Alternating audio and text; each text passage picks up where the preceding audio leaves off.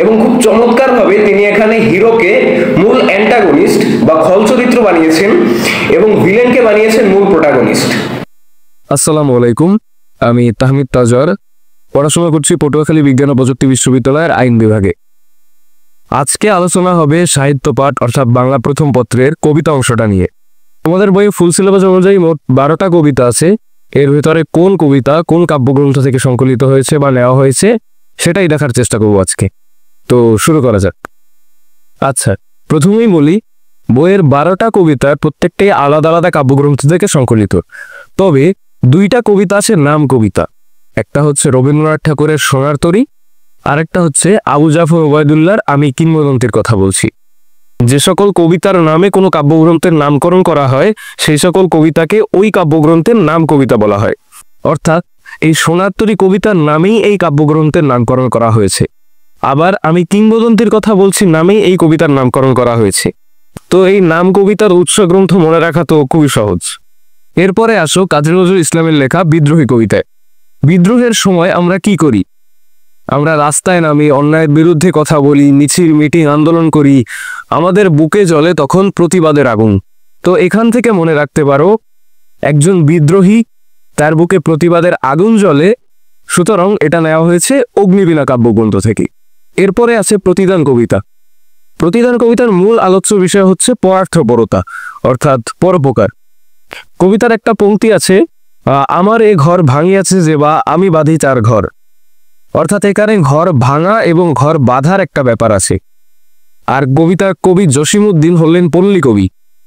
তো গ্রামাঞ্চলে ঘর ভাঙা বা বাঁধার ব্যাপারটা সবচেয়ে বেশি ঘটে কোথায়? নদীর তীরে অথবা নদীর চরে, তাই তো?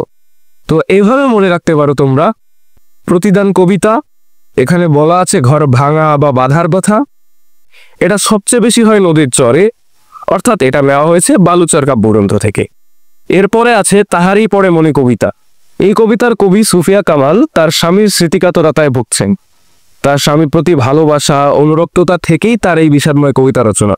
এত ভালোবাসা, রিক্ততা, এসবের পরে সবচেয়ে বড় টুইস্টটা হলো স্বামীর মৃত্যুর পরে তিনি আবার বিয়ে করছেন। তো একজন নারীর জীবনে এই ধরনের পিকুলিয়ার আচরণ কখন দেখা যায়? সাধারণত নারীদের মাসিক চলাকালীন সময় তাদের এরকম অদ্ভুত আচরণ, মুড সুইং, এইসব আচরণ তাদের ভিতর লক্ষ্য করা যায়। তো এইভাবে মনে রাখতে পারো, তাহারই পরে মনে কবিতা, স্বামীর স্মৃতিকাতরতা নিয়ে কথা বলা হয়েছে এখানে, কিন্তু পরবর্তীতে তিনি দ্বিতীয় বিবাহ করেছেন, যেটা একটা অদ্ভুত আচরণ। অর্থাৎ এটা মাসিক মোহাম্মদী পত্রিকায় সর্বপ্রথম প্রকাশিত হয়। এরপরে আছে ফেব্রুয়ারি 1969। স্বাধীন দেশ হিসাবে বাংলাদেশের জন্ম হয় 1971 সালে মুক্তিযুদ্ধের মাধ্যমে। তবে এই দাবিটা গণ আন্দোলনের রূপ নেয় 1969-এ গণ অভ্যুত্থানে। তো গণ অভ্যুত্থান আমাদের নিজেদের স্বাধীন দেশ, নিজেদের বাসভূমি অর্জনে খুব বড় একটা ভূমিকা রেখেছিল। তো এইভাবে মনে রাখতে পারো তোমরা, 69-এর গণ অভ্যুত্থান আমাদের নিজ বাসভূমি এনে দিয়েছে। অর্থাৎ ফেব্রুয়ারি 1969 নেওয়া হয়েছে নিজ বাসভূমি কাব্যগ্রন্থ থেকে। এরপরের কবিতাটা হলো সুকান্ত ভট্টাচার্যের লেখা 18 বছর বয়স। 18 বছর বয়সে যখন আমরা স্কুলে বা কলেজে পড়ি, তখন আমরা প্রায়শই প্রধান শিক্ষক বরাবর কিছু আবেদনপত্র লিখি। অনেক সময় আমরা ছুটি চেয়ে এই পত্রটা লিখি।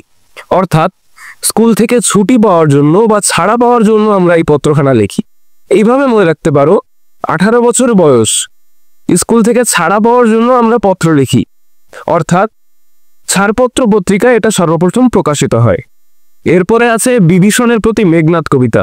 এই কবিতায় মাইকেল মধুসূদন দত্ত রামায়ণের কাহিনী, অর্থাৎ দেবতাদের বরপ্রাপ্ত রাম এবং রাক্ষসরাজ রাবণের মধ্যে যে যুদ্ধ সংঘটিত হয়েছিল সেই যুদ্ধের প্লটের এক অংশ ব্যাখ্যা করেছেন। এবং খুব চমৎকারভাবে তিনি এখানে হিরোকে মূল অ্যান্টাগনিস্ট বা খল চরিত্র বানিয়েছেন এবং ভিলেনকে বানিয়েছেন মূল প্রোটাগনিস্ট। তো যাই হোক, বিভীষণের প্রতি মেঘনাদ কবিতা নেওয়া হয়েছে মেঘনাদ বধ কাব্যের ষষ্ঠ সর্গ থেকে। এরপরের কবিতা হলো পদ্মা। পদ্মা শব্দটা শুনলেই আমাদের পদ্মা নদীর কথা প্রথমে স্মরণে আসে, তাই না? তো এই পদ্মা হলো বাংলাদেশের দীর্ঘতম নদী। মোট 12টা জেলার মধ্য দিয়ে এটা প্রবাহিত। তার মানে নদীপথের যাত্রীরা বা নৌপথের কাফেলা পদ্মা নদী ব্যবহার করে। তো তোমরা এইভাবে মনে রাখতে পারো, নৌপথের কাফেলা পদ্মা নদীতে, নৌপথের কাফেলা পদ্মা নদীতে। অর্থাৎ এটা নেওয়া হয়েছে কাফিলা কাব্যগ্রন্থ থেকে। এই কাফেলা শব্দের অর্থ হচ্ছে যাত্রী বা বহুবচনের যাত্রীগণ। এরপরে আছে নুরুল উদ্দিনের কথা মনে পড়ে যায় কবিতা। এই কবিতায় নুরুল উদ্দিন নামের একটা চরিত্র দেখতে পাই আমরা, যিনি ছিলেন রংপুর দিনাজপুর অঞ্চলের একজন কৃষক নেতা। তিনি কৃষকদের পক্ষে তাদের অধিকার আদায়ের জন্য সংগ্রাম করেছেন। তো এই কবিতাটা মূলত তার বায়োগ্রাফি নুরুল উদ্দিনের সারা জীবন থেকে নেওয়া হয়েছে। আশা করি ভিডিওটা হেল্পফুল হবে। ধন্যবাদ সবাইকে।